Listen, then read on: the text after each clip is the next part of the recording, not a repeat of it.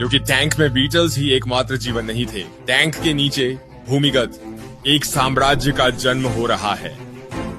यह रानी हार्वेस्टर चींटी अपनी पहली संतानों को पाल रही है। उसके लार्वा को भोजन की आवश्यकता थी और मुझे कुछ भोजन लाना पड़ा। यहाँ 50 डर्मिस्टेड बीटल्स हैं और वे भोजन श्रृंखला में सबसे नीचे होते हैं। वे सड़ने वाले पदार्थ और अस्थि मज्जा भी खाते हैं, इसलिए यह कोयोट की खोपड़ी उन्हें कई दिनों तक भोजन देगी। दिन 35 तक आते आते बीटल की आबादी में तेजी से वृद्धि होने लगी। ये छोटे कीड़े नहीं हैं, बल्कि बीटल के लार्वा हैं। मैंने उन्हें जमीन से बाहर निकालने के लिए एक मरी हुई मछली डाली और वे तुरंत झुंड में आने लगे।